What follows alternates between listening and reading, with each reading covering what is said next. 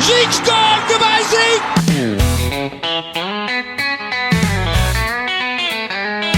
He came in like a storm back in 16, dashing through defenses, living the dream. But now his number's up, he's out the door. Gone in a flash, what a sight to adore. Zeke's gone, yeah, Zeke's gone. Like a tumbleweed rolling on too long. From the star to the moon, that boy is moving on. Tip your hat and sing along. Zeke's gone.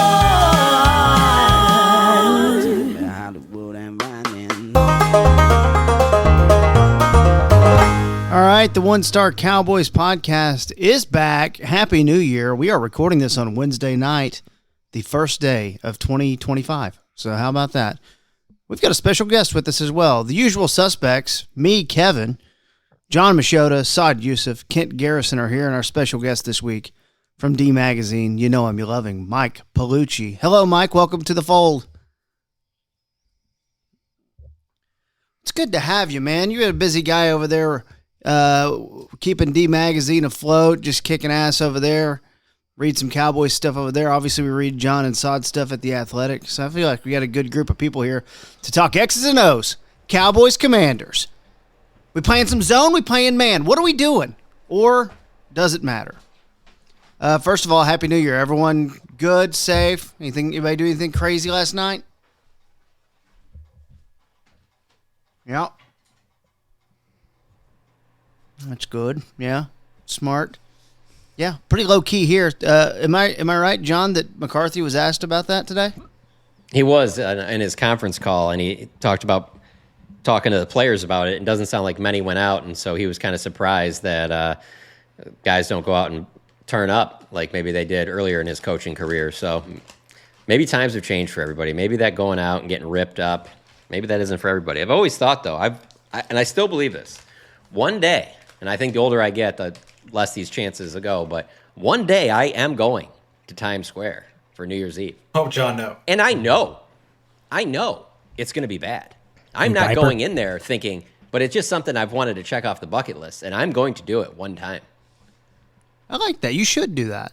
Yeah. Is that going to need to be a Cowboys-Giants week? Probably. But honestly, no, you just get me somewhere up that way. Get me to D.C., get me to Philly. I'll take care of the rest. Just get me up in that way. I feel that way about New Year's Eve and seeing the ball drop on Times Square. I feel the exact same way about seeing Army-Navy. I need to be up that way, and the schedule just hasn't worked out for the Cowboys' favor to where, they've had one of the Army-Navy games up that way when we were up there. I feel like it would suck being in that huge crowd of people, but at the moment it happens, yeah, cool. It'd probably be pretty awesome. Here's my question, though, right? Because you got to get out there way early, way, way, way early. Like, what happens if you need to pee? What's the game plan there? You Diapers. Can't get out your spot. Diapers. Bottles. Yeah, how you eating? How you peeing? What are your basic survival functions going down out there? You don't think there's any bathrooms out there, any porta-johns? But you lose your spot, man. You have to, you worked hard to get to your vantage point. They're not going to let you back in through 70 rows of people if you leave. Yeah. I don't know. We're going to figure that out when we get there. Our guy Saad is known for his bold predictions before each game. I'd just like to drop a bold prediction on you. I think in the next 10 years, you're going to see the adult diaper come into play a little more than you have in the last 30 years. 40, 50 years. Your whole life, I guess. So you're talking about more people are going to need it, or more people are just going to be socially I'm just going to wear one of these? Is that what you're talking about? With me here. Swifties who want to be in the pit at a Taylor concert. I want people who have to stand in line for things. Pretty sure they already do that, but they don't advertise it. Are you saying there's going to be a breakthrough? KT's saying that's going to get destigmatized. Some celebrity, some marketing campaign's going to make it okay? Mm-hmm. Yeah. Okay. Good prediction. And there'll be better technology than just a baby's diaper. I don't know. I think it needs like a Gwyneth Paltrow thing where you just have somebody trying to explain the benefits of urine for your skin, and then I'm Cowboys quarterback that, Rain Dakota Prescott. If you don't want it to rain in your pants, if I'm Dak, I'd do that endorsement. Yeah. Which one? John and Sod, have you guys been following the Cowboys theft beat? Yeah, of course. Yeah. It's funny, like we got Dak today for like 3 minutes, and that's the only thing we talked to him about of everything, was just because he had a situation, but it's different with his fiance. It was she was a victim of something at her Pilates class with the door unlocked in her vehicle and things like that, which is different from what Luka and Tyler Sagan locally have been reported to have gone through, and then obviously Patrick Mahomes, Joe Burrow, and those guys. So different situation, but yeah, Dak talked about that for about 3 minutes today. So we've been on that beat. The interesting part is that the burglary reportedly ended up stealing around $40,000 to $50,000 worth of goods. So that made me want to ask you guys, if someone broke into your car right now and stole anything of value, what are we talking is the top price? Great. Everything combined, everything together that you own in that vehicle, what do you think the dollar value amount is? Mike, why don't you go ahead and start us off? Oh, man. I mean, first of all, $50,000 is more than the car I drive by a cool, 15 $49,000. Yeah, exactly. I'm not exactly rolling in that kind of automobile sphere, much less loose items laying around. What do I have in my car? I'm gonna ballpark it at a street value of about $179. Wow. Saad? Yeah, I would say mine's probably around $20. Probably my aux cord, to be honest with you. Like, I'm not somebody that has much in my car. Last week I put an umbrella in my car because it was raining around here, and that was like the only thing in my back seat and trunk combined. So yeah, I mean, if anybody wants to try to hit the lottery, come try out my car. You'll be disappointed. About $1,000 for me, I would guess. $1,000? And the reason I say that is, I don't know the worth of my golf clubs, but they are in the trunk. And That's amateur move. because why not? Take them out, put them in the garage. No, they're more likely to get stolen in the garage than the trunk. So yeah, but my golf clubs might be $500 or less. I really don't know. And then I guess a bunch of lanyards from covering things all the years, rather than taking them out of my glove box and putting them in a box inside or keeping them, because for some reason I keep my credentials. You have all your credentials in your car?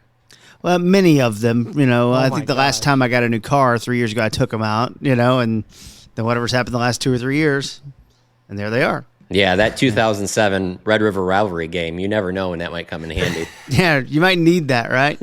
I think it makes me feel a little bit of self-worth, like, hey, you can do something. It makes me feel like I made it somehow. I don't know. But yeah, what about you, Saad, John? Oh, I mean, Kent and John? Kent, go ahead.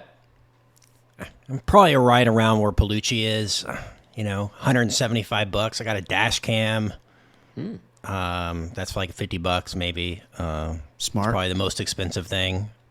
And then, some aux cables, probably a pair of shoes or two in there, a jacket, when you get caught in a cold situation and need a coat.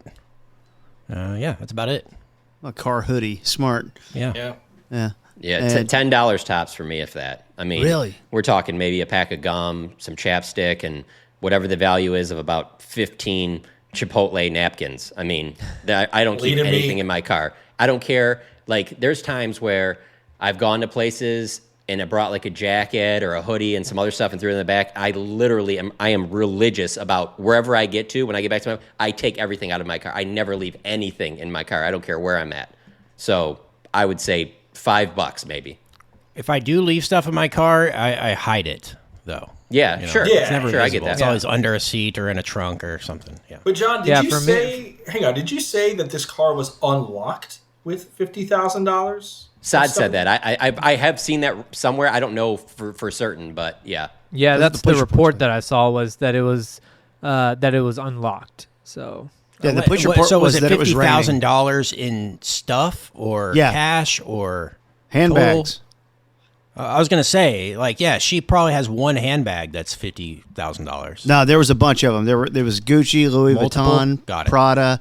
There were cash, and there were also it's very odd. In the police report, it was a software, which I was like, okay, Adobe Audition for editing audio. Yeah, she's got Windows 95 in the back of her trunk. Microsoft Bootleg. Word. Very She's heard strange. about this podcast, and she's gunning for Kent's gig. It's so flipping rare, bootleg Windows 95. but it's a one of one, Kent.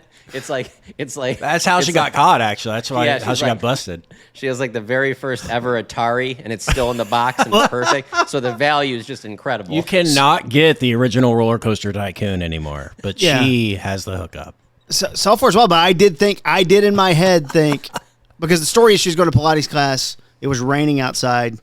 She got out to go into Pilates class, and because it's raining, she just didn't lock the car. But I did think when I saw software, the first thing I actually did think was Cowboys playbook, although that would be technically a tablet Yeah, that'd be like hardware, right? Because it would. But be on I iPad. did Yeah. because those players. It's amazing to me that more of that doesn't get out when you trust all of these people in the league to have these playbooks and all their team's information, and they take it with them on the go. Like, it's amazing that more of that doesn't leak out to the internet. That it The hasn't been iPad stolen stuff or is lost. multiple layers of passwords. That's probably why Yeah. that hasn't gotten out. I mean, I'm sure players have left iPads out, but Yeah. able to get into those unless Password. you're Valus Jones Jr. 1 2 3 and 4 you- 5 1 2 3 4 Well, 5 1 no, 2 no, 3 no. 4 5. Well, How did they get in touchdown. there? Yeah, I'll exactly. say this: Football. I've seen a player's playbook before on the tablet, and I don't know if every team does this or not. And this player probably wouldn't want me to name, but there are passwords for certain position groups within the right. within the playbook. So if you're even a quarterback trying to go into the wide receiver assignments and stuff, you have to have the wide receiver passcode. Which is wide receiver, no space. I will say this, and I think this is important to add in, that Dak wanted to be very clear that he doesn't want people lumping this in with the Patrick Mahomes, Luka Doncic, Travis Kelce, Joe Burrow, these thefts that have been going on, burglarized homes while the player is playing in a sporting event. So obviously the people that are breaking in know, hey, look at the team schedule. This player's not going to be home at this time because he's playing at Monday Night Football. Dak was very clear that he did not want this to be something that was being put in the same category. Now, that's not something that's on his mind, obviously, because he's obviously a high-profile athlete, and he said that, he obviously is doing everything he can to make sure that doesn't happen to him, but he didn't want this to be kind of lumped in of this is the same thing as what those guys are going through. That he even said, this is one of those things where, she was at this Pilates class in downtown Dallas. Who knows how many times a car is broken in that type of situation per day, let alone this isn't the same thing as Mahomes, Burrow, Luka thing. But also makes me wonder, $50,000 in that car, how much did people get away with in burglarizing these homes? You know what I'm saying? There will be a Forget Netflix about doc about this in a year or something, probably. Yeah, and it's been tied The to athlete robberies. the FBI's claimed the FBI's investigations with the NBA and the NFL so far, because this happened to Mike Conley and Bobby Portis of the T-Wolves and Bucks, is that there is a transnational criminal gang from South America who is doing this and targeting, these athletes. The Luka thing happened, between 5 and 9 p.m. And if but they're he's listening hurt. to this podcast, stop doing that, please. Yeah, that's shitty, man. Well, It's just not cool, man.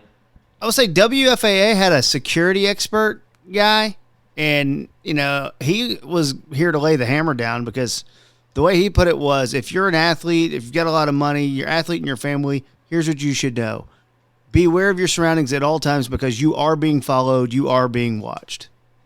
And I was like, sucks. Jesus, I never want to be famous. Yeah. I Also have nothing of value. I've long I- believed that the ideal level of fame is if someone can recognize your name in print but not your face.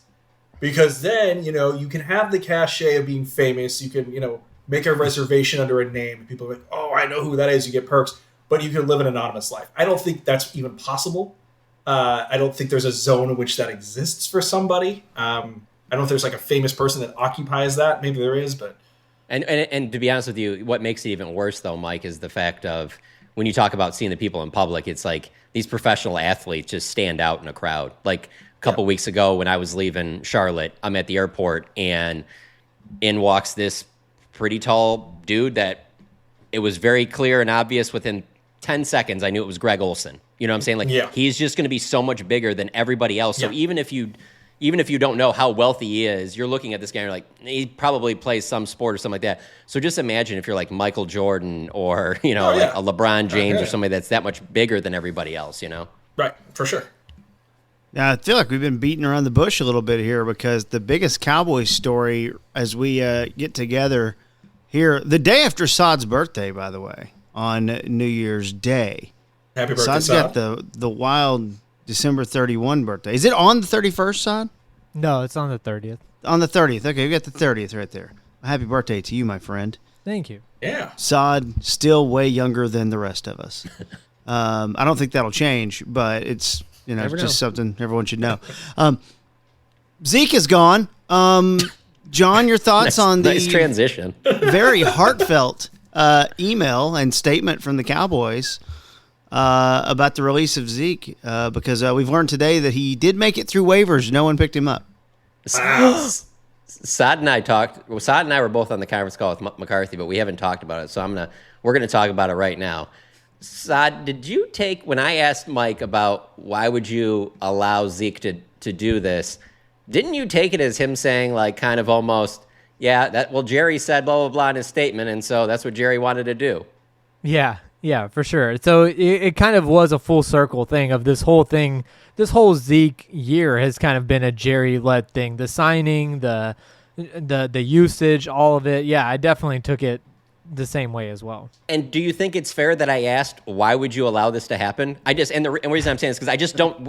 Looking around, I'm like, who's doing this for other like players? And I don't know. But anyway. Yeah, like hey, if the Eagles need a running back, which they clearly don't, but like if they did, here's Zeke for you. So because he could sign with anyone. So yeah, it is a strange kind of thing, but yeah, that's how he answered it. And I guess the reason why I'm also adding it in is just because we are talking like it hasn't been that smooth this year.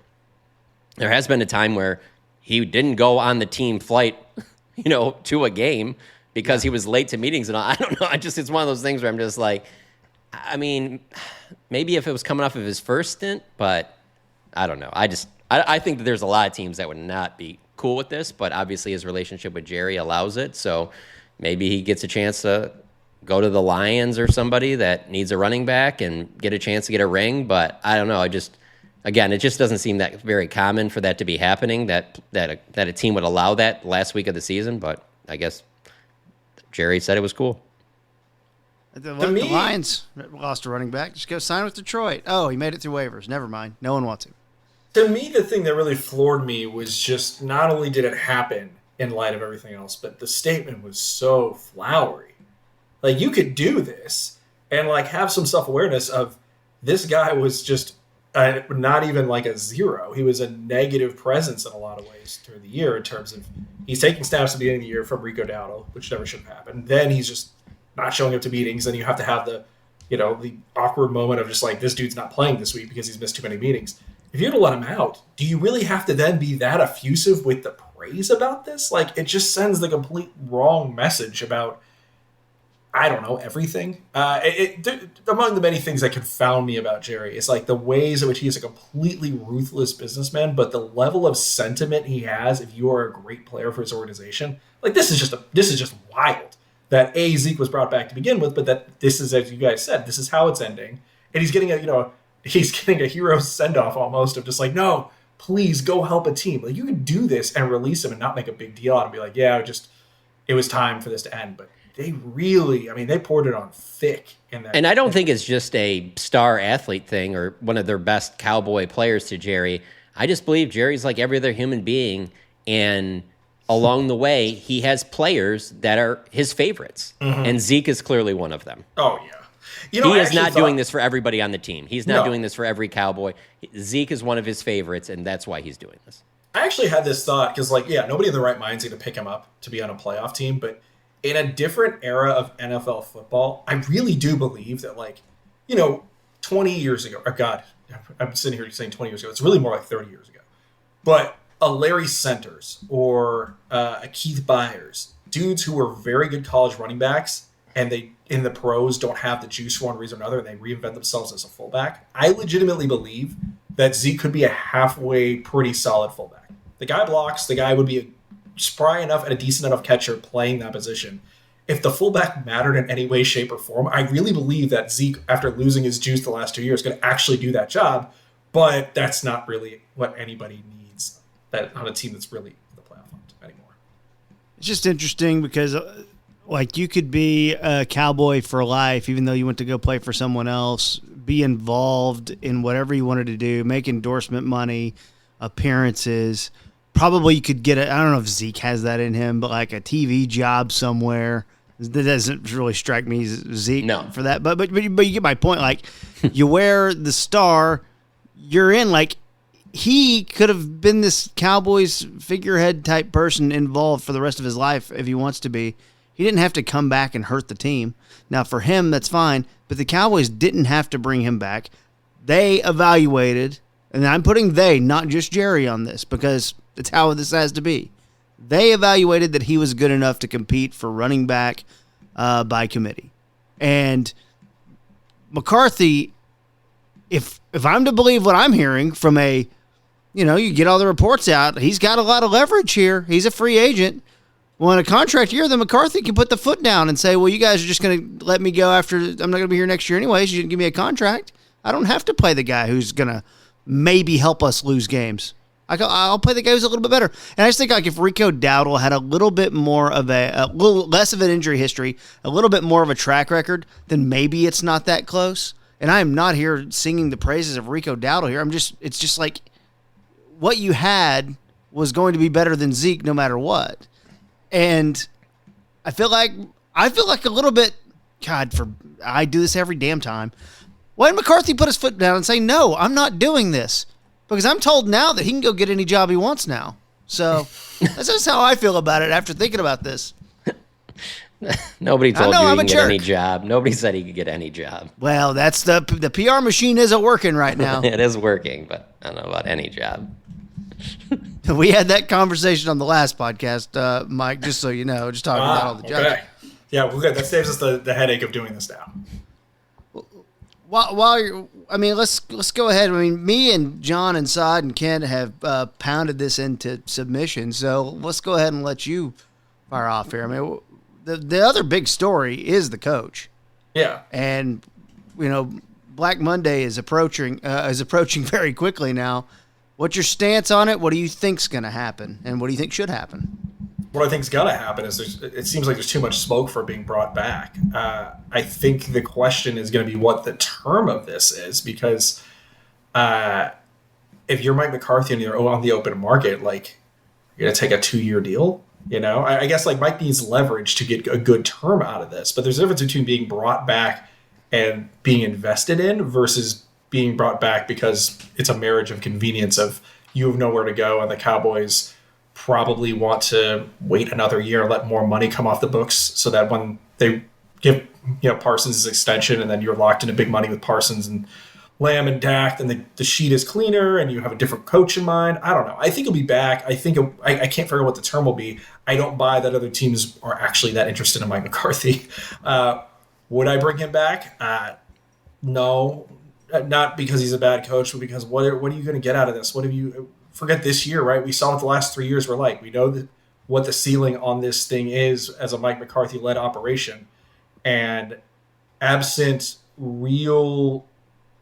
a different level of resources being poured into this, insofar as you're being a lot more aggressive in free agency and or the trade market before the draft, which we have no reason to suspect this team is interested in either of those things, much less both.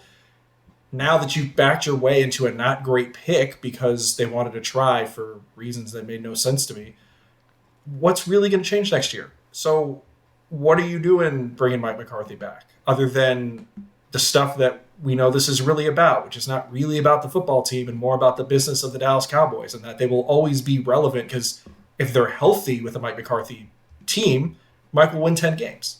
And so, Jerry can make the money machine keep moving with that, and that's good enough until there's a better idea. And I don't think there are better ideas, but he's not going to chase those better ideas. We all know that this is not the dude who's going to go after Ben Johnson, right? This is not the guy who's going to be innovative with the next hot shot type of, schematic mind from the Shanahan-McVay tree. That's not how he rolls. I don't think he's going to go after Mike Vrabel. I think he would just sit there and say, well, I already have a older coach with some, skins of the wall, and Mike McCarthy actually won a ring as opposed to Vrabel not really winning big picture. So, yeah, I think it's going to be more of the same. And that's just not going to be very fun for any of us who pay attention to this all the time, and for you beautiful humans who I love dearly who have to do this show every single week, and for me at D Magazine with my writers sitting there going, what the hell are we going to talk about when nothing's going to change? Jake Kemp, who writes for me and has for a while, our pal of a lot of us, Jake came up with this term. We came up with this term last season after one of these games. And it's Cowboys nihilism. And it's just the idea that, nothing matters. We are stuck in nothing mattering until something does matter. And by something does matter, I mean minimum one playoff win, probably two. Absent that, this season, funny enough, just from the, from the how the sausage was made perspective, if you work in media, it's funny because the last 5-6 weeks have been brutal for everybody, because whether you're a fan, whether you cover the team, whatever, we all know what this is. It's hard to really get it up for every single week anymore. But when this was initially going south, it was almost more interesting than when they were good the last year and a half, because it just didn't matter anymore. If they had another 12-win season, we would be sitting here by mid-September. Not mid-September, right? There's only a few games. But we'll say by early October, just sitting here saying, okay, great, cool. You're going to win more regular season games. What are you doing in January? What does any of this matter? We know you can win these regular season games. What is the point? And so when they started tail spinning, it was painful to see, but it was also all right, well, there's something that is not the same experience that we have had the last several years. And there's something to that of if you're investing 4 months of your life in something and not just following the exact same beats. Now, granted, the last third of the year have just been so excruciating that it sucks so much worse than anything else. But all of this is to say, I think he's coming back. I think we're going to, presuming Dak Prescott's health, we're going to get what we got 2 years ago. They're going to win 10 to 12 games. They will get to the playoffs. Maybe something changes. We have no reason to presume anything changes until we see it change. And cool, man. Great. If it's a financial enterprise first and foremost, and that is what is succeeding. That will continue to succeed as long as they get to the playoffs. So from that standpoint, it is successful. From the standpoint of what the rest of us actually like sports for, it sucks. Even if they're good, it sucks. And we have more ways than ever before to measure this stuff, whether you talk about podcasts or readers or tweets or whatever. There's just so many ways to measure this, and it's just very clear right now that, and this isn't just the Cowboys, talking to other reporters that cover other teams, especially being at The Athletic, where the Cowboys are is one of the worst spots for, and is probably the worst spot for interest from fans, because you're stuck in that middle ground. Fans love it when you're making a run, and we obviously saw that in 14 and 16, and there was even some of it last year when they were rolling. Or fans like it when there's talk of the draft or there's a talk of major change and stuff. But when you're stuck in the middle like that and you're not really doing anything, it doesn't really drive the interest that people think. And I just bring that up to say that I find it hard to believe that Jerry doesn't know that too. And I will say also, off of the last couple times him and Steven talked, I'm actually leaning towards I don't think Mike will be back. Whoa! Wow. Yeah, I'm in the same boat as that too, and some of that is based on what we've heard Jerry talk about, especially after that game where what was that home win, John, where he came out just praising McCarthy in every answer, and then when we walked off with him, he had a very different tone. I think that was the Bucs win. Yeah, the Bucs. Yeah. So after that win, it's funny because John and I were literally just talking about this today out in the parking lot, where some people we look at that and we interpret it that some people have a complete opposite viewpoints of what that means and what that looks like. That's not to say anyone's necessarily right or wrong. Everyone has their interpretations, but I'm in the same boat as John on that too. And also another reason why is because of the marketing aspect of all this. I think Jerry knows that if you're bringing Mike back, you already tried the mantra thing. Like last year, you brought Dak back, you brought Mike back, and you had an offseason mantra of being all in, and that was supposed to get the fan base galvanized. Like, what are you even doing at this point to get people to buy in? And I think for Jerry, that has to play part of a role, in his coaching decision. He just recently hasn't been. He's gone out of his way to praise Mike about certain things, but then when you start pressing him about bringing him back, he gets in a different path, and that makes no sense of why you would do that when it's not like there's this other obvious candidate out there to where everybody's pointing their finger at that. We're asking you just because we want some clarity on what is the direction going forward. So at the very least, Jerry's still undecided. I do not think that there's some under-the-table handshake agreement, like, we'll work this out with Mike.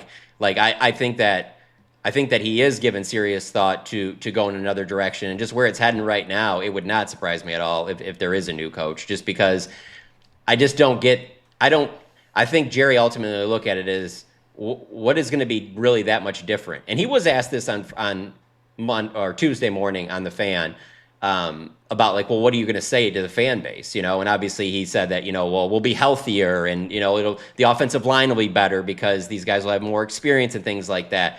But I don't know if he really looks at it that way. And so there is a part of me where when I say this, I know he understands that a change could lead to worse. It doesn't mean mean you change and you're definitely, but I think everybody gets to a point where sometimes, even if the thing you have is solid, sometimes just changing, if you're not getting to where it needs to be, sometimes you have to make a change just to make a change. And so I would not be surprised if they make a change.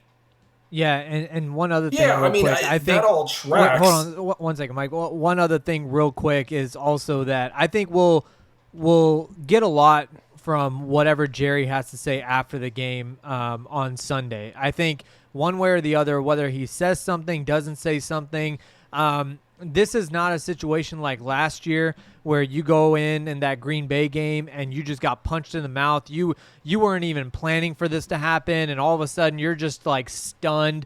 No, everyone's been sitting on this for 2 months now. And if Jerry's going to come out and have a certain tone about things and things like, I think we'll get a solid read for those of us, which is all of us who've been around here and been doing the Jerry speak for a long time.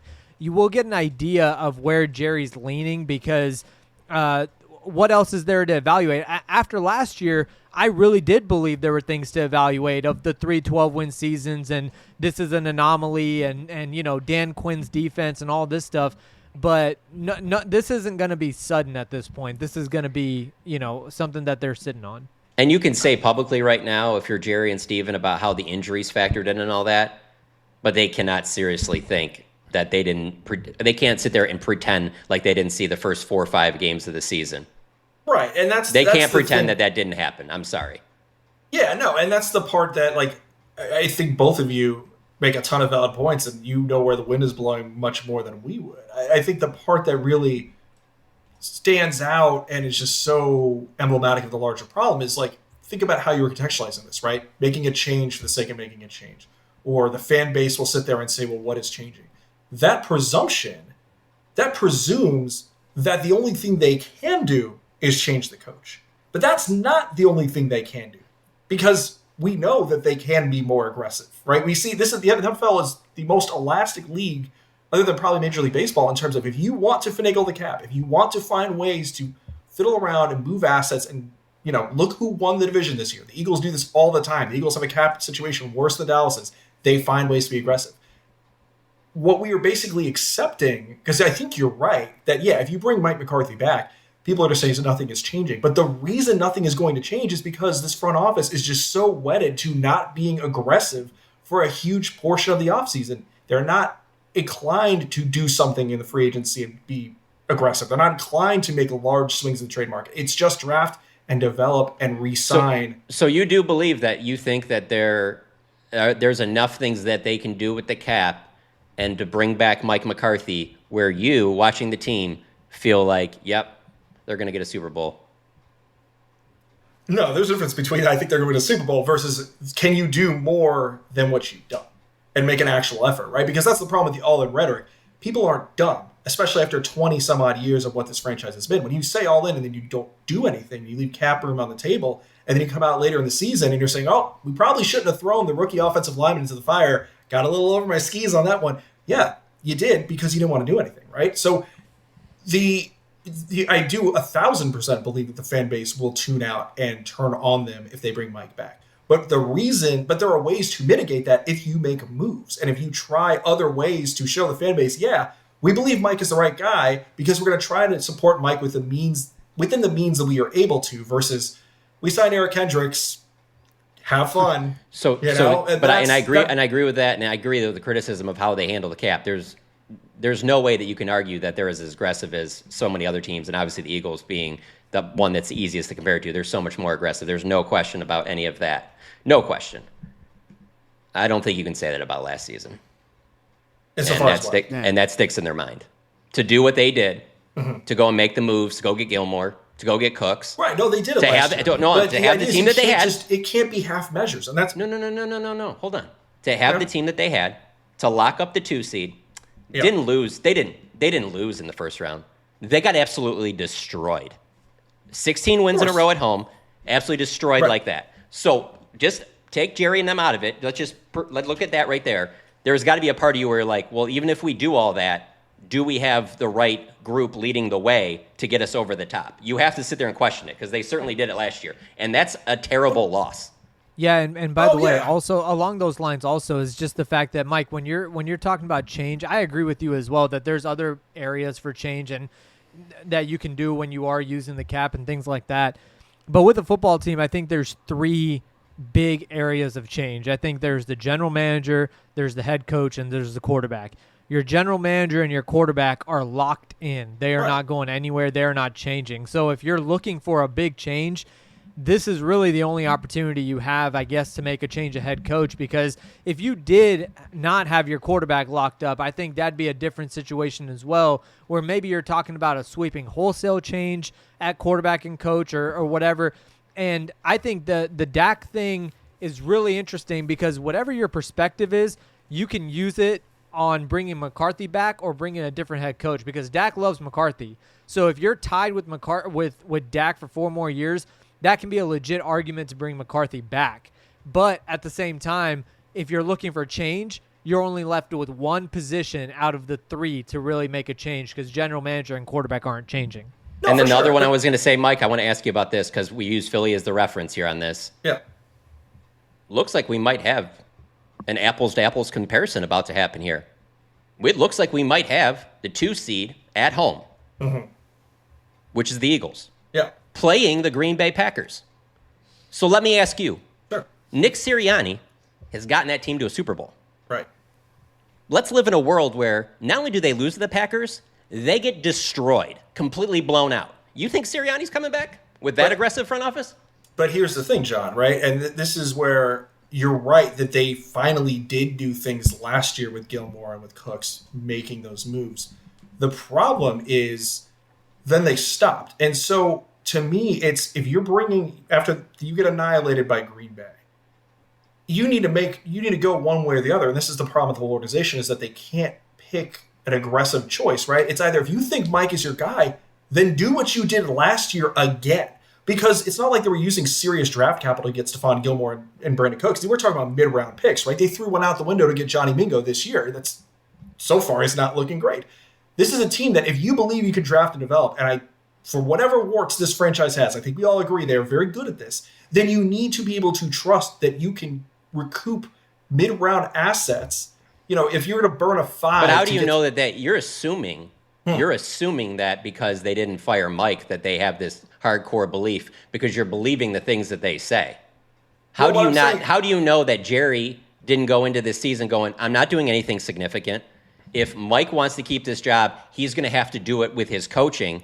And if he doesn't, then we'll go into the next offseason with a new coach, and maybe then they're willing to make some more moves and be a little bit more active than they were this year. But that's I'm just insanity.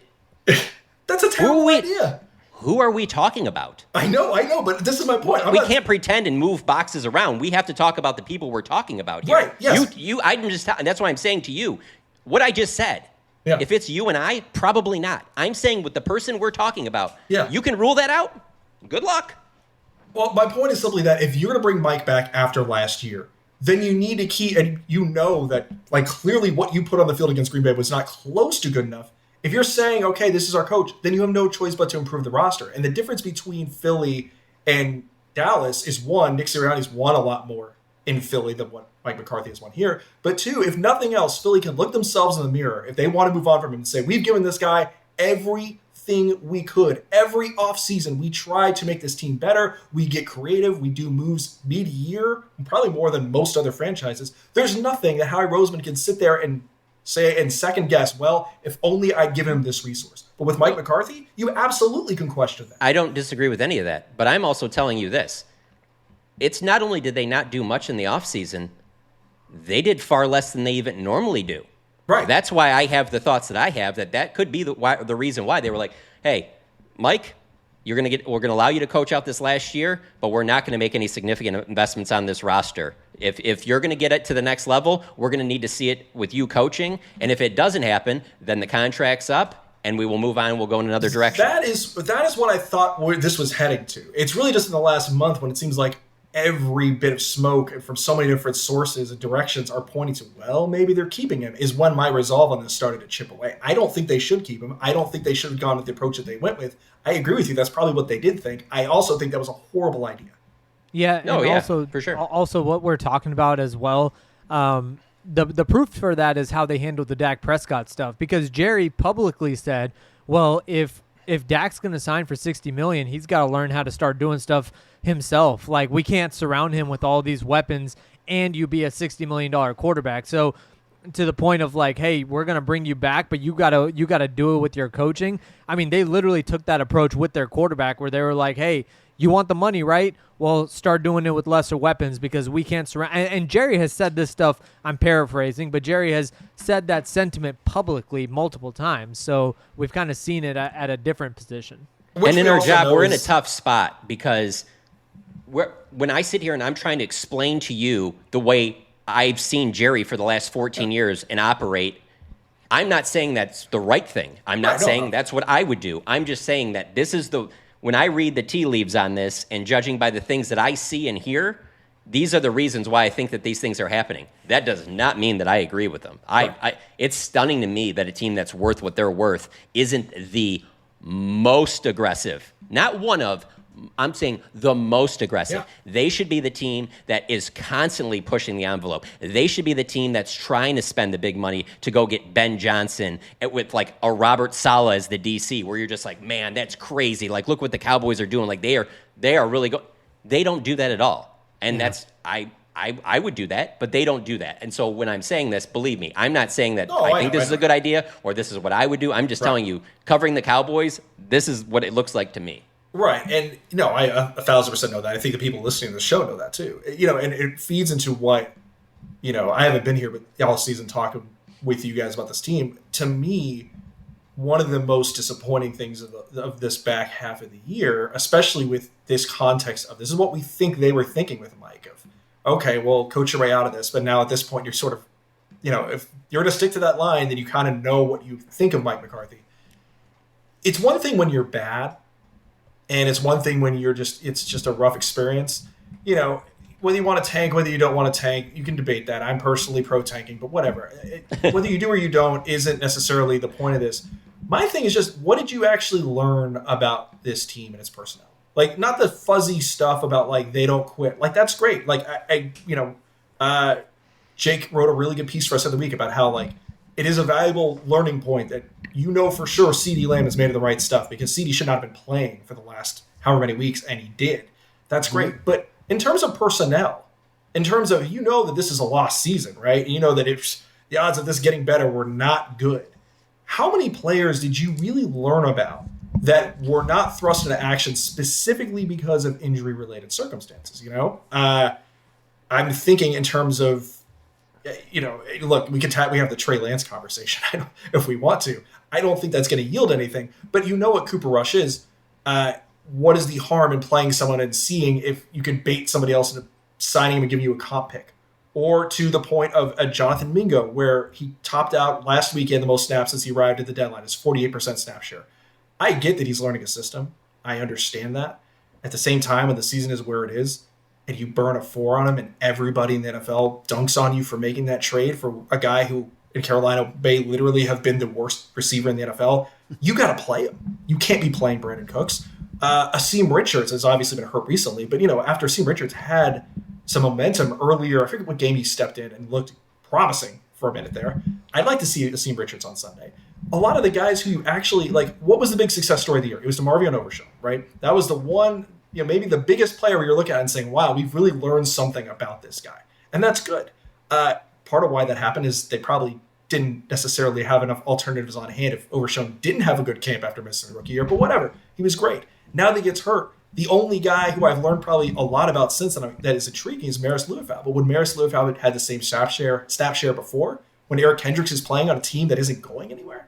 No, right? Luke Schoonmaker had some promising moments. And I get that that's a tricky one because Jake Ferguson's actually a very good player and one of these teams' few decent offensive weapons.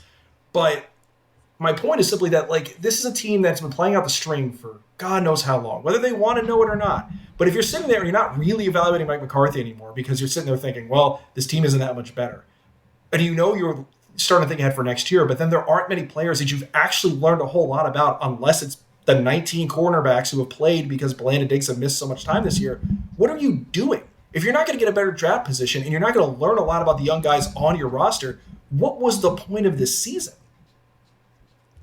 I think that's all really fair because it does, to me, start with all the younger players. I'm glad you mentioned Schoonmaker because there were times in the first half of the season where you're absolutely writing him off as a bust. I mean, McCarthy had, issued a couple of statements even about well, he hasn't played here. He didn't get to play a lot this game because we're still working on some things with him. And Mozzie Smith, I don't feel like I know a lot more about Mozzie than I did going in. You think that's on the coaching staff?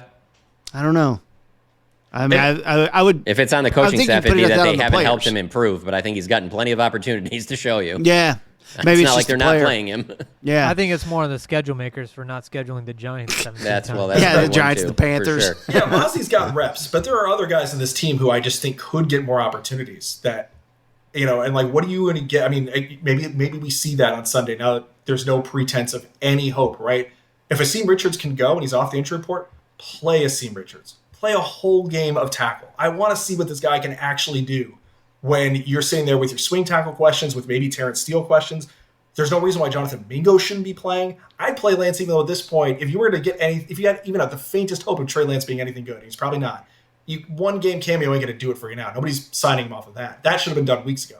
But there's still moves that they can make to at least have a better sense of what they get on the roster. And if their argument for that is, well, we see these guys every day in practice, you got to see them on the field. We all know that. What if it's Will Greer?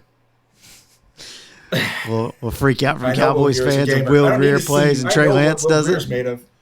Man, that would not be a good sign for Trey Lance if that happens. I think it's already looking pretty grim for Trey, but man, Trey was putting it on us in the media today, Sod. He was. I'm looking around him, just he just kept anytime he was asked about anything about the perception of him or fans or whatever, he was just he kept saying you guys, and I'm just kind of I'm going to be honest with you, Trey. We really don't even talk or write about you unless the fans are beating us down about it.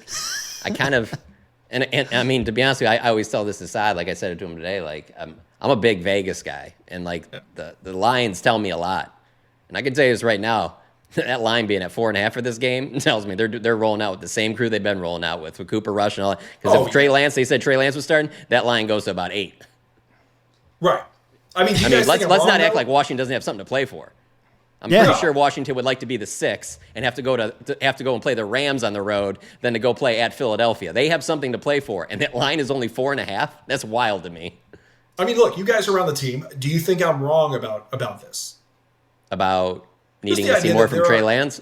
No, I mean, the Trey Lance thing was that ship sailed a while ago. I will say there aren't many guys that jump out to me over my time covering the team that I thought the Cowboys have stunted their growth. I believe the cream rises to the top, and the guys that deserve to play. Like I just can't think of many guys. I'm sure there's some, but I just can't think of many guys that I was just like, what were you doing? You should have been playing him 3 years ago. Like they pretty much play the guys that I think are, like I do give them a lot of credit. Like I really don't think this is a bad coaching staff. I just think it's a coaching staff that it's like, and it's probably not their fault, but it's just kind of gotten stale. So when you're not really going to have any major moves to change on the roster, the only thing that you got to do, and you're not going to hire a GM, which is obviously the biggest difference with them in Philly. Of course. Then the only thing you have is to change out the coaching staff. That's the only thing that you have to shake things up, is to put in some type of a different offense I think the defense is fine, but like they run it. Mike Zimmer does things differently from Dan Quinn, and does stuff differently from Mike Nolan, who I think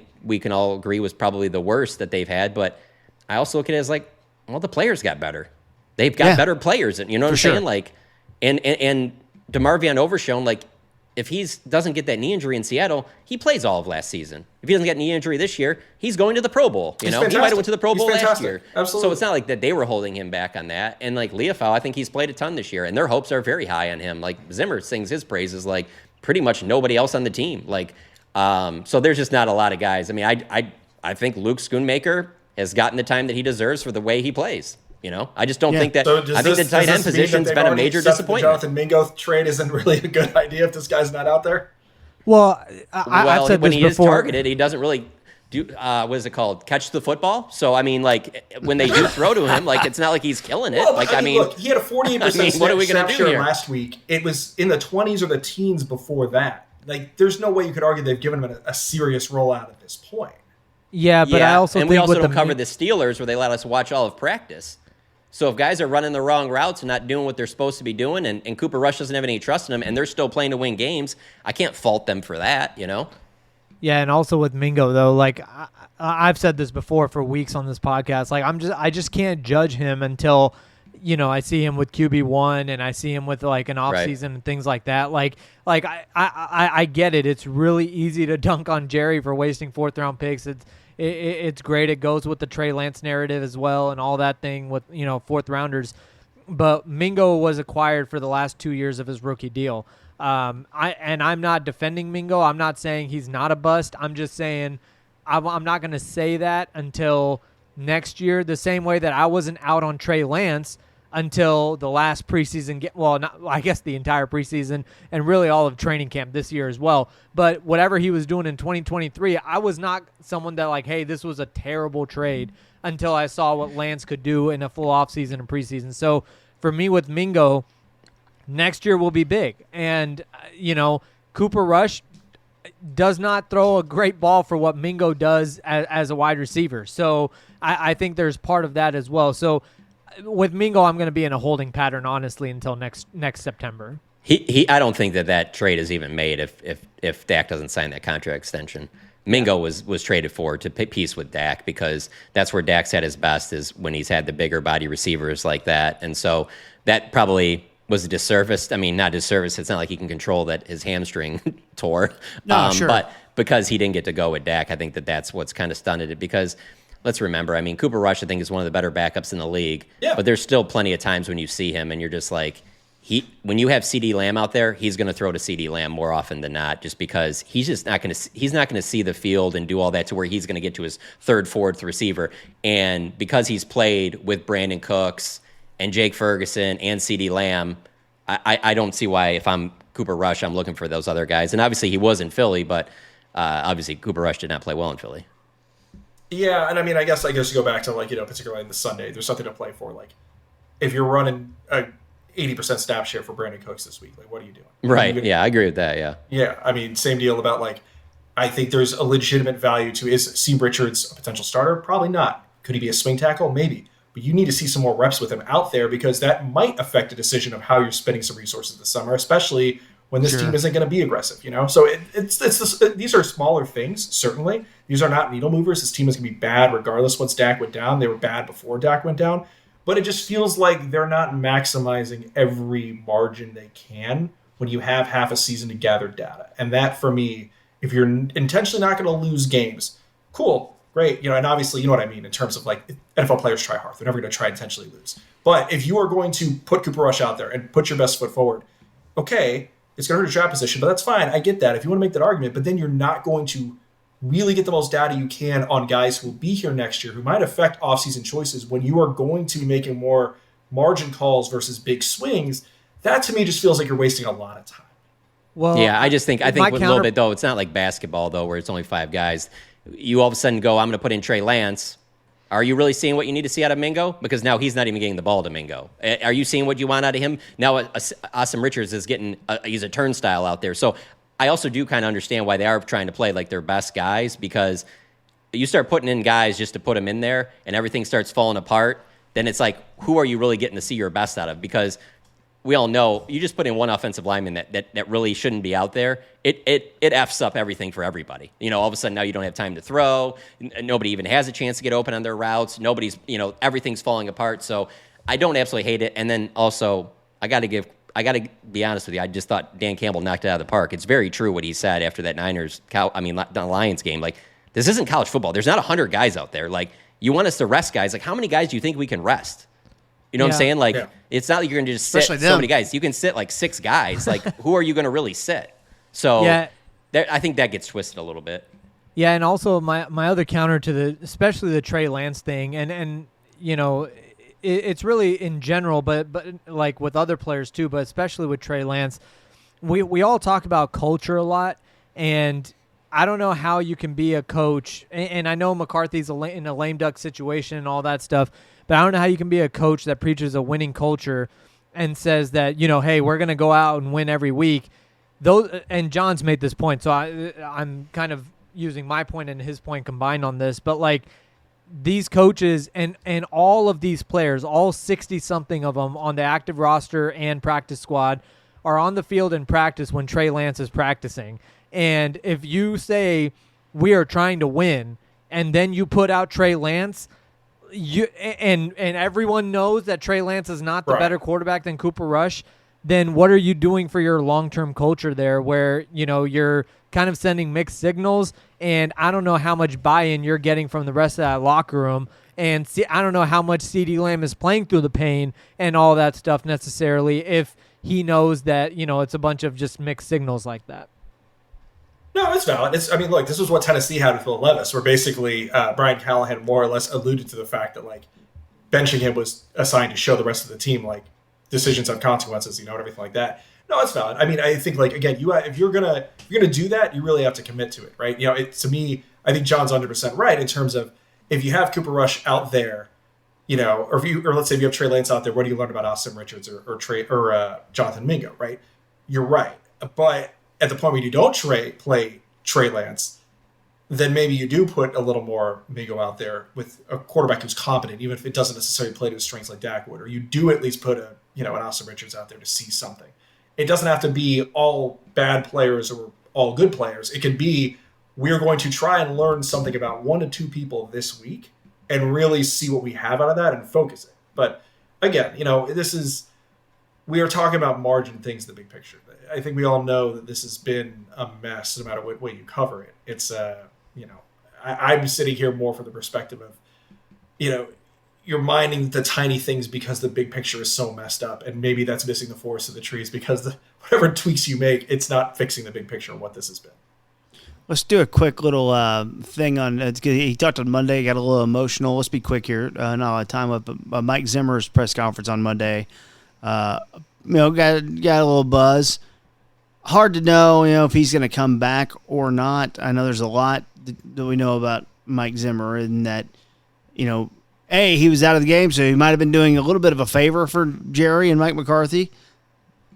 His comments on it being, tough, but also like he didn't want to rock the boat, and his regret is that he didn't come in and, really go full bore with his methods and his style of doing things. And the other thing, and I learned this from our buddy Broadus over at The Fan. I don't know if you knew this. He's got the off-season business. Like, he's got a stable where he has some horses, and apparently he's trying to get a horse ready to qualify for the Kentucky Derby. I'm sure you guys knew that, but like I heard Broadus say it the other day, and I was like, whoa, I had no clue. Those are the types of things that make me go, man, if you got something to do, you don't have to come back. And I think I would like to have Mike Zimmer back as your defensive coordinator, just because I like the cohesiveness and I like building on something, and I like the way they've played in the last 6, 7. This has been frankly a bad team who's had some watchable losses, and even when they were healthy, had some unwatchable losses.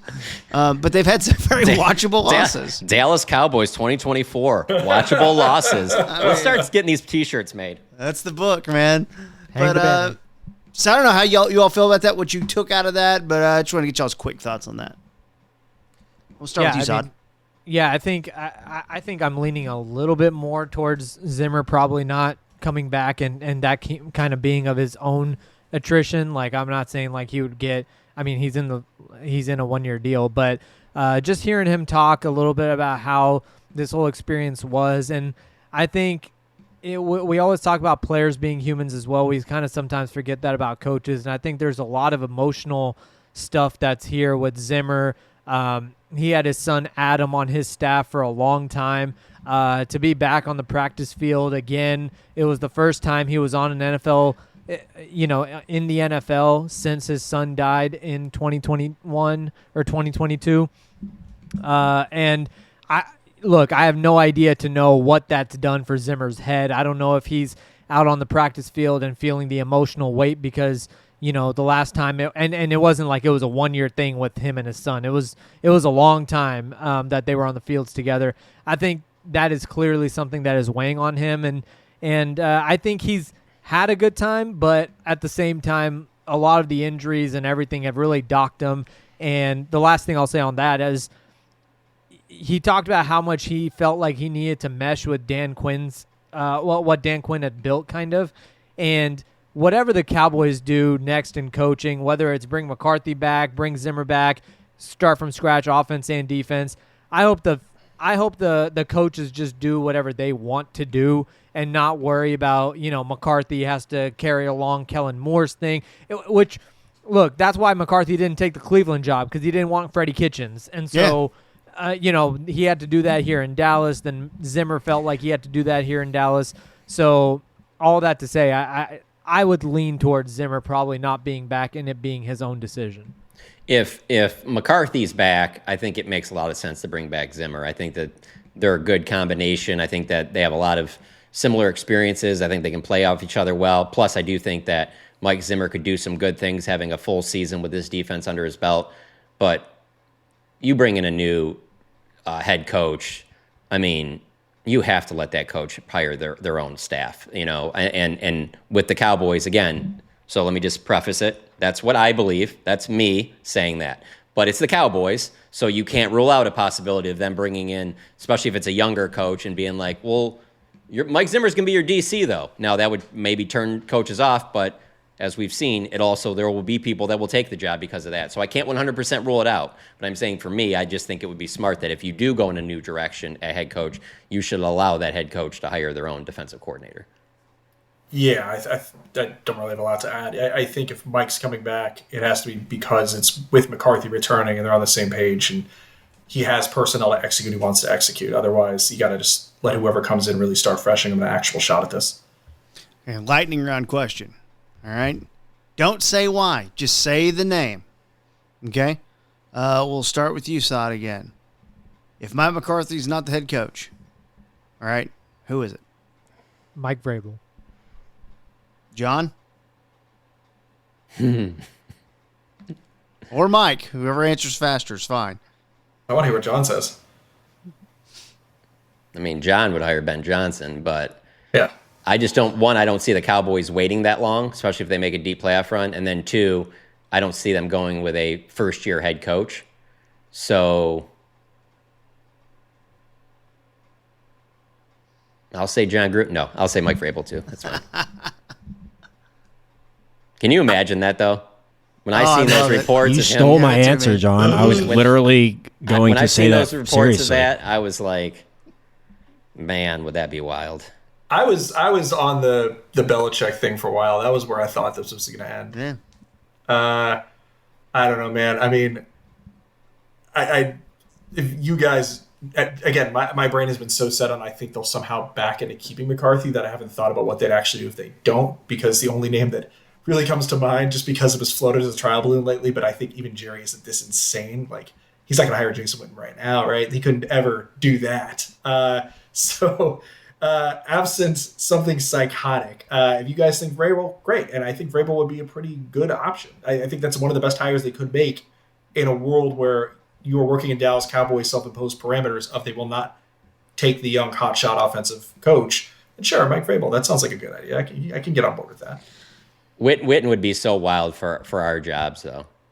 Because there would be just the documenting of. I mean, you're literally watching now. Again, I'm not saying that this is a good idea. I mean, I get so annoyed. Sad's heard me say this a million times. I get so annoyed with the Dan Campbell comparisons because people just act like he just came off of the field and then started being the Lions head coach. Like, he was in the league for a long time, coaching positions, worked his way up. But the Jason knowing Jerry and knowing that working relationship and all of that, it would be fascinating. I don't think it would be a great move without him having any NFL coaching experience. But for our jobs, it would be entertaining. Yeah, I mean, look, he put that trial balloon out there, and I don't think that was an accident. But I can't believe that he would. Even Jerry, I can't believe would try that. Yeah, I think one of the more fascinating outside, if I'm talking outside things for me, would be if he went to the college ranks and if he really tried to go to the whole Jimmy thing, the way they started in '89 and. Go that route. I don't even have a name because I haven't thought about it, but I'm just saying. Oh, it's Ryan Day. Yeah, that would be crazy. He can't beat the Eagles, but he wins like 2 Super Bowls in 5 years. People are like, I mean, that's fine. Whatever.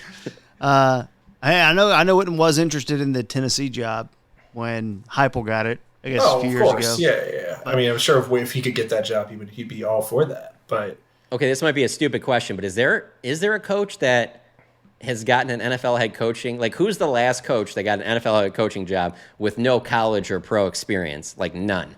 Well, it was Jeff Saturday. Oh, it was that's Jeff true. Saturday, Yeah, but I mean, Jim Irsay is on the short list of owners who are more of a wild card than Jerry is. But he also, it's not like he hired him. It was like, we're giving you a 5-year deal. We're building it with Saturday. Sure. I mean, it was an interim thing. So, but I mean, like somebody that like you really are like, we're going to give this 5-year deal to this guy. There's got to be somebody. I got one for you. Well, it's not in the past. I don't have that because I don't know that. But my name for the lightning round is Ezekiel Elliott. By the way, real quick to answer John's question, just because a quick Google search of Saturday brought it up. Saturday was the first NFL head coach with no prior college or professional coaching experience since Norm Van Brocklin with the Vikings in 1961. Right. I remember that season. Yeah, Norm, killing it. Within a decade, they were to a Super Bowl. So I don't know. Maybe that's Not the way. Bad idea. The other name I was going to throw out just for fun because you remember this is a podcast from 6 months ago. No, it feels like 6 months. But when I was like Doug Peterson, ooh, that'd be gross. I was just kind of having fun and started to vomit a little bit. But then I started looking at who the Jets are all interviewing, and I was like, all right, Riverboat Ron, baby, Riverboat Ron Rivera. Just throwing it out there for you. I don't want any of that, but if there's anybody who Jerry might have a little respect for, and we do. You've got to have a great sales pitch if you're gonna get a third stint with no Super Bowls on your case. Like, you've got to have a hell of a sales pitch for that. It's amazing. And Rex Ryan getting that interview up there for the Jets again. So good. So, see, it's not that bad here. That's like the Zeke of coaching moves right there if you bring Rex back. That's just the Zeke Elliott thing. What if, well, I don't know. The trading for a guy seems fun, but... Yeah, we haven't a coach trade in a minute. Let's get a coach trade going down. I thought it was interesting, the 49ers are like, yeah, Shanahan's coming back. Duh. Okay. So Sean Payton was a coach trade, right? Mm-hmm. Oh, you're right. You're right. Yeah. Yeah, kill a salary cap for one team and then take off. Is very college basketball of him. All right, well let's do our picks. I have Washington 31, Dallas 10, and I feel good about that. Let's go to our guest pick, Mike Piellucci. I don't think it's going to be. Let's go with Washington 28, Dallas 17 with some late fourth quarter, like a late fourth quarter touchdown by Dallas to make it look a little more respectable than what it is. Well, Mingo Bomsky. Love it. Yeah. There we go. My guy. Over to Kent. Let's get weird here. The last pick of the year. Let's go Dallas 12. Washington 39. All right. I was hoping one of you guys would take Dallas for me. I'm pulling big for the Cowboys this week. Let's go to USAD. I'll go Washington 31, Dallas 9. Okay. And John. Kent really influenced me with that pick, so I'm gonna go Washington 37, Cowboys 16. All right. Interesting. Do we have the sod bold pick of the week? Well, okay, first of all, I was telling John this, and I was talking to David Moore about this too. I was like, what would have to happen in this game for somebody? I know newspapers, the Morning News, Star Telegram, and the papers have to have like and we do too at The Athletic. We have our post-game takeaways and stuff. But what would have to happen in this game for the game to be the story after the game? Like, I was thinking, even if it's 27-27 with 3 seconds left and Aubrey hits a game winner that's 68 yards, I mean, even then, I mean, we're all writing what Jerry says after the game as the main story. Like, Aubrey's record can wait a day. This is about Black Monday and the coaches. And so that's kind of where I'm at, where I don't even know, like outside of some, like, God forbid, Damar Hamlin situation, I don't know what from this game is going to be worth writing about or even worth talking about after. But the only thing I would say is a Cowboys win that hurt Washington in the playoff. Yeah, I think you got to even get more specific than that. I think it specifically has to be because, like, the game has to start out with Cooper Rush starting, and they go down by like 3 touchdowns, and Trey Lance comes in and is just killing it and leads them to a win to beat Washington and force Washington to have the 7 seed. Then I'm listening a little bit because, like I told Saad this today when we were talking about it, then you have the whole storyline of, man, what were they thinking? How come they weren't playing this guy, a month or 2 ago? I am very confident that we won't be writing that story, but I'm saying that is one where you would be like, it's not only about the game, but it's also you can criticize the whole deal of just like, what were they thinking? Like, how come they didn't just throw him out there? We knew this season was over a month ago. He should have been starting the last 4, but I feel very strongly that won't happen. So, but that's the only one I can come up with outside of, obviously, like Saad said, the really, really dark, awful thing that I hope there's nothing there to cover, which not only when we're talking about something as serious as Damar Hamlin, even something on the level of like, they're clearly going to play notable players, so I'm not even going to mention any names, but for one of them to suffer some type of major injury where you already have a DeMarvion Overshown that's going to go into next season, you have a Trayvon Diggs injury that it probably is going to butt up right at the beginning of the start of next season, and then to have someone that, if you had like a major knee injury this late in the year, and all of a sudden it carries over to next season, that would be one. Again, they wouldn't be bigger storylines than the coaching thing, but it would be pretty notable. Yeah, but I guess, KT, you asked for my bold prediction. I'll go with Ezekiel Elliott played his last game as a Cowboy last week. I feel it's a 2-part bold prediction. First of all, Deuce Vaughn will be active. And then secondly, it'll be his last game as a Cowboy as well. Oh. Wow. Yep. Yeah, to get real negative there. Way to go, Saad. Started off so positive and had us feeling good. Saad. What a jerk. It was such a good story until the end. And now Kent's got I'm a not little saying something. I'm rooting for it. I'm not. I like it Deuce. sounds like He's you're a rooting great for kid. that, actually. Let's go to Kent before we get out of here. Hello, Kent. It's okay. John John hit mentioned John Gruden. I was going to mention his name. Yeah. That's fun. There's a real Is it fun? Real possibility. I think it's very fun. I mean, I don't in a think you very can bad 100% way. Checks all the boxes. I don't think you can 100% rule it out. I don't think it's very likely at all. I think it's less than a 1% chance. But I mean, Well, who's more likely? What if it was without the emails, John? No emails. What's the chance? No emails? Yeah. No emails. 50%? Yeah, I agree. 50. Okay. What's more likely? John Gruden or Pete Carroll? Pete Carroll. Pete Carroll or Ron Rivera? Pete Carroll. Pete Carroll or Mike Vrabel? Mike Vrabel. Mike Vrabel or Cliff Kingsbury?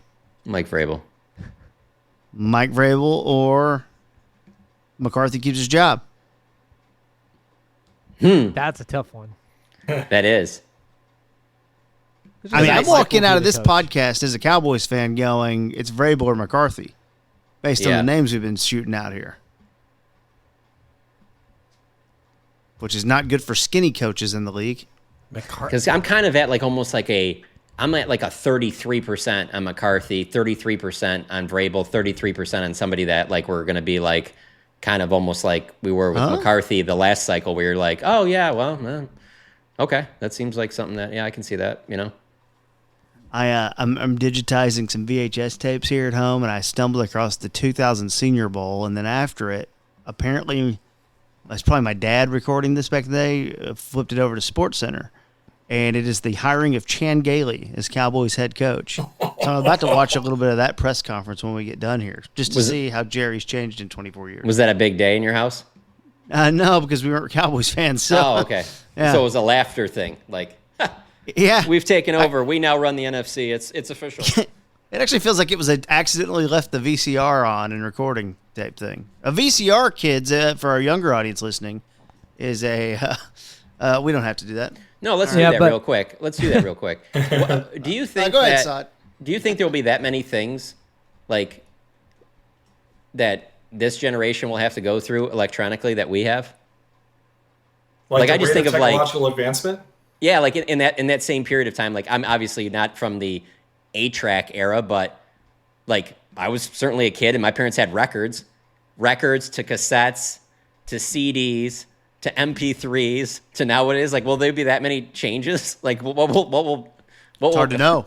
Yeah, Technology's like, moving faster than we could ever know. It's all come back around. More kids know what records are now than CDs.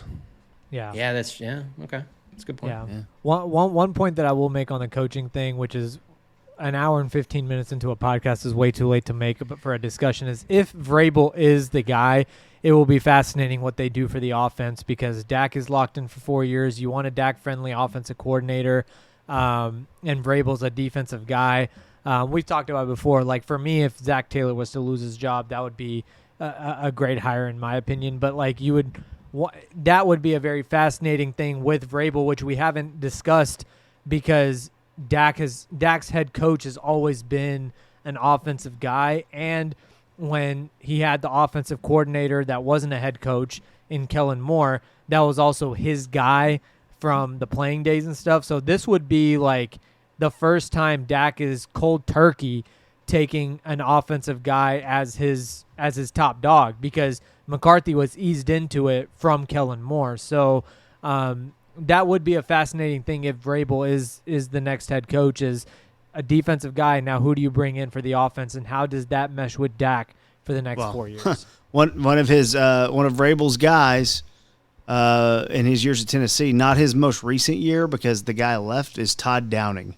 Todd Downing, currently your passing game and coordinator, and I believe he's the quarterback's coach for your New York Jets, and things are going great there.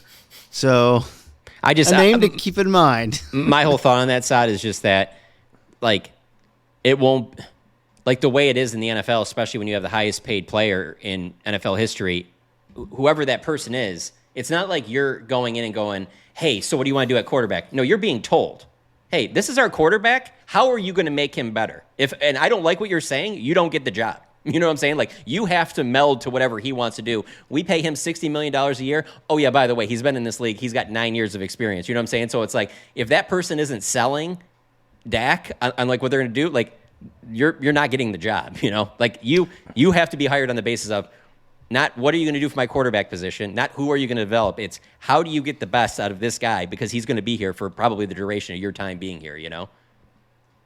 So they better come up with a plan. Arthur Smith was with Vrabel for a few years before Todd Downing, too. Before that, Matt LaFleur. A dark horse candidate that I actually would have higher on the list than John Gruden is Kellen Moore. No. Nope. They've already done that. Have they? I don't think he's been allowed to do full Kellen the same way Mike feels like he wasn't allowed to do full Mike. I'm just saying. I think there was a Monday Night Football, the helmets clash. Again. I think there was a reason they didn't give him the job straight away when they hired Mike.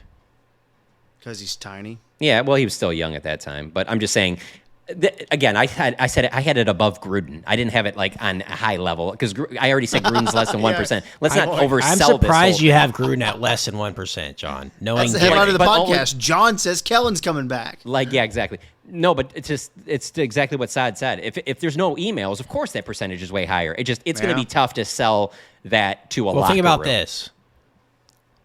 You talked about Jason Witten. He is Would on you put Barstool that as a now. Let's higher put the kids percentage than John Gruden?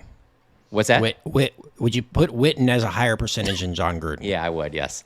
What about the So Kellen? if Jerry called Witten and asked Witten about John Gruden, I think Witten would endorse him.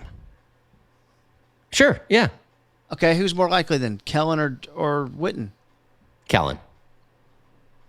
Kellen. Because again, Hold the on, Kellen thing hold for on, me, hold on. the Kellen You thing for bring- me also is that the Eagles would be having playoff success. And so the deeper they go in the playoffs, like if they were to get back to the Super Bowl or something like that, like he's going to get interviews. Mm-hmm.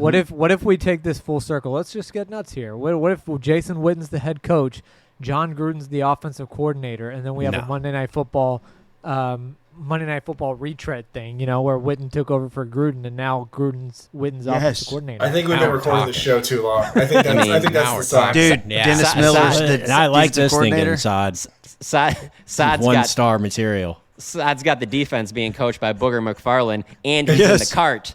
He's in the cart riding up and down the sideline calling the defense. Calling the defense from the car. Yeah. Hey, hear me out. Tony Kornheiser, wide receivers coach. No, we've already given that to Tessitore.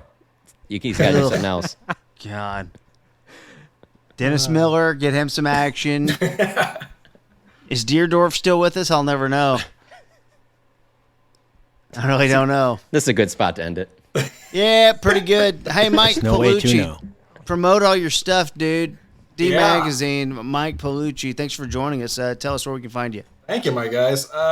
Read D Magazine.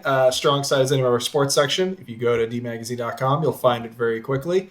For you Cowboys readers, that means Jake Kemp. That means Rivers McCown, who's one of the best national writers for a long time. He's been doing stuff with us this year. It means a little bit of me, too. You can find me on Twitter at Mike Likes Sports. Same thing on Blue Sky. And, hopefully we have a little more fun this offseason than we've had the last several months of this year. Oh, we always find a way. Happy birthday to Saad. Yeah. Saad's going to everyone give your big birthday wishes to He Saad. turned 21. He can drink now. On the Twitters. Big drinker. Already a drinking problem. No, Saad is not 21. Okay. No. How old are you, Saad? You 28? He's a man. 30. He's 30. You're 30 now. 30. He's not a man yet. He's got 10 years ago. Yeah. I was explaining to my sister because she threw, or my wife and my sister kind of set up the office birthday party, and I came and I was like, hey, like, should I get where's the printer cartridge? Because Creed dyes his hair and says he's 30 when that happens, and I was like I'll do it, and we didn't have a printer in the house. Otherwise, I was 100% down to put printer ink in my black hair and just say I was 30. Yeah, don't do That's that. commitment to the bit. Don't do Beautiful. that. Don't do that. Commitment. I love it. Don't do that. For Kent, John, and Saad, you can follow them. And I also I do radio 3 to 6 on 97.1 The Eagle as well. So if you like 10-minute segments mixed in with rock music, come on.